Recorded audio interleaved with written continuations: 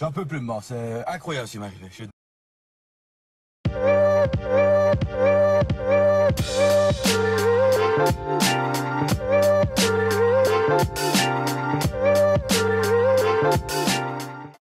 Et bonsoir à tous, bienvenue de nouveau sur la chaîne de l'Examen Crypto. Nous sommes toujours le dimanche 25 mai 2025, actuellement il est 18h20.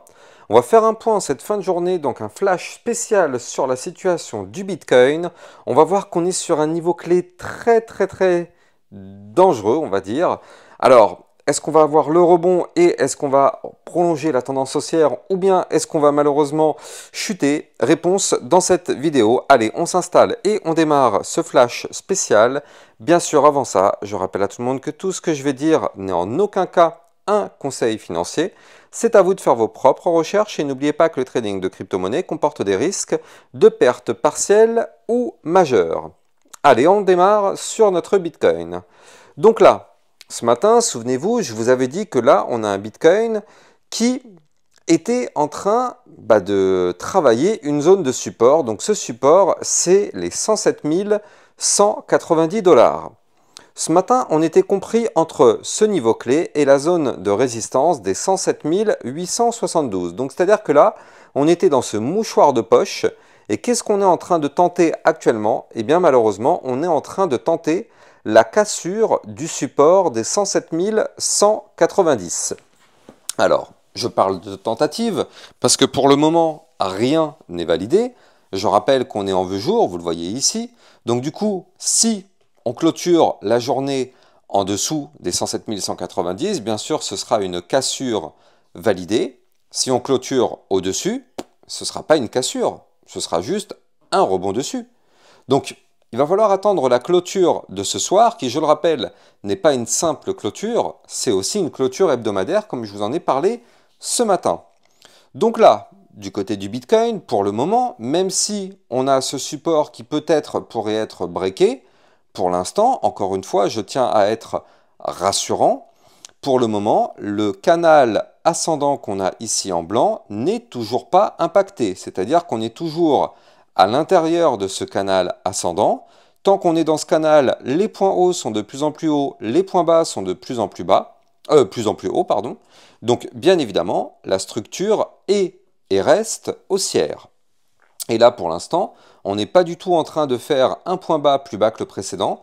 Pour ce faire, eh bien malheureusement, il faudrait qu'on break dans les prochains jours ici les 102 884 $. Et là, effectivement, ça commencerait à sentir pas forcément très bon. Donc là, il va y avoir encore pas mal de travail à faire si on veut chuter. Donc déjà, on a ce support des 107 190 qu'il va falloir breaker, même si actuellement on est en dessous, mais la journée n'est pas terminée. Après, si on break ce niveau clé de support, on aura ici le bas du canal ascendant. Là aussi, c'est une zone de support majeur d'ailleurs, à 106 257.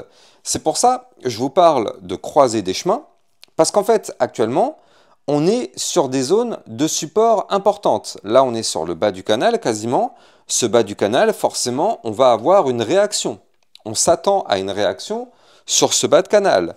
Soit on va avoir une réaction de rebond, et dans ce cas-là, tant mieux. On continuerait dans ce cas-là le mouvement haussier, et on pourrait pourquoi pas faire un nouvel ATH. Soit la réaction, malheureusement, qu'on va venir toucher ce canal, eh bien ça va être sa rupture. Et si on casse ce canal ascendant par le bas, attention, ce serait annonciateur d'un mouvement baissier un peu plus prononcé que ce qu'on a depuis 2 ou 3 jours. De toute façon, on n'est pas surpris, ça fait quand même plusieurs jours que je vous mets en garde en vous disant que le Bitcoin risquait un retracement. On a eu quand même des indicateurs qui étaient vraiment en surchauffe. Souvenez-vous, ce Fear and Greed Index, il y a 2 ou 3 jours, qui était à 78, vous le voyez ici. Aujourd'hui, on était encore à 74. Donc effectivement, on avait quand même ces indicateurs qui nous montraient une certaine forme de surchauffe du côté du Bitcoin. Donc bien sûr, à un moment donné, il fallait s'attendre à ce qu'il y ait un retracement. Et ce retracement pourrait être pas forcément terminé tant que, malheureusement, eh bien, on est à risque de breaker ce canal ascendant par le bas. Mais pour l'instant, pour être rassurant, pour l'instant, ce bas du canal est intact, on ne l'a pas breaké, pour l'instant, tout va bien. sur notre Bitcoin. Parce que je rappelle que pour l'instant, la tendance est haussière, étant donné qu'on est dans ce canal ascendant, donc il faut privilégier les targets à la hausse. Ça, c'est ce que je vous ai déjà appris depuis 2 ou 3 jours. Tendance haussière, on cible des targets plus hautes. À partir du moment où on passe en tendance baissière, on cible des targets plus basses. Tout simplement, c'est de la logique, mais je vous assure qu'en trading et encore plus en crypto-monnaie, c'est très difficile de vraiment se pencher là-dessus. C'est-à-dire que quand on est en crypto-monnaie, la plupart des gens pensent qu'effectivement on va devenir riche et très rapidement. Et vous le savez, moi je suis un YouTuber qui lutte justement contre cette façon de penser. Je lutte haut et fort contre justement ça. Pourquoi? Parce que malheureusement, c'est ce qui vous fait faire des erreurs. Quand on pense qu'on va devenir riche et rapidement, on va faire n'importe quoi et ça malheureusement, ça ne fonctionne pas. C'est pour ça que je milite chaudement justement pour casser justement cette façon de penser et pour vous faire comprendre que c'est un secteur extrêmement difficile, extrêmement périlleux.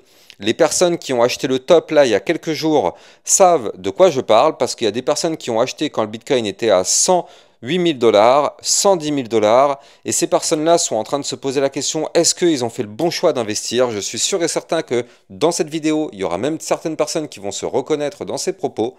En tout cas, sachez que là, même si on casse ce canal ascendant, oui, bien sûr, on va avoir un retracement plus prononcé, mais il faut quand même se dire que d'un point de vue hebdomadaire, on a quand même ici un support majeur à 104 500 $. Et tant qu'on est au-dessus de ce niveau clé de support majeur, pour l'instant, en réalité, tout va bien. Donc on a quand même de la marge, on a beaucoup de support en dessous des pieds.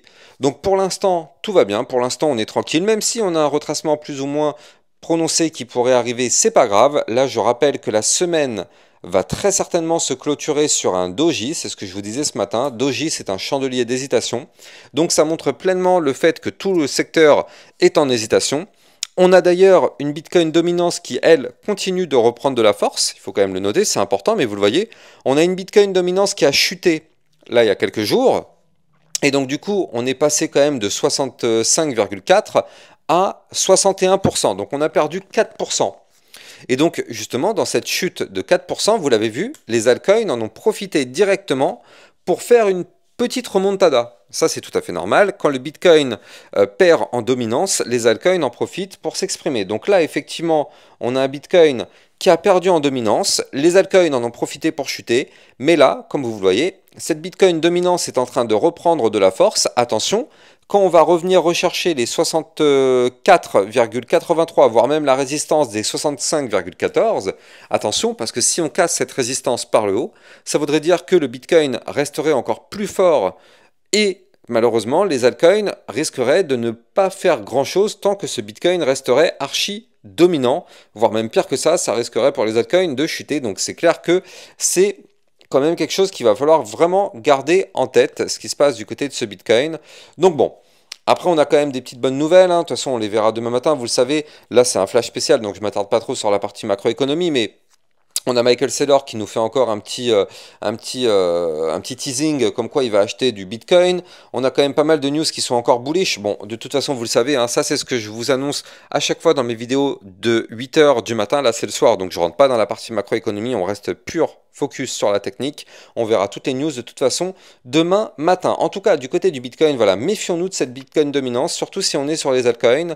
Et surtout, faisons extrêmement attention à la clôture jour, mais surtout à la clôture hebdomadaire qu'on risque d'avoir aujourd'hui, qui risque d'être quand même assez déterminante pour les prochaines semaines. Parce que là, effectivement, si on casse le canal ascendant, on risque d'avoir, comme je l'ai dit tout à l'heure, une phase de retracement qui pourrait durer quand même quelques jours, peut-être quelques semaines, avant d'avoir peut-être la nouvelle poussée haussière.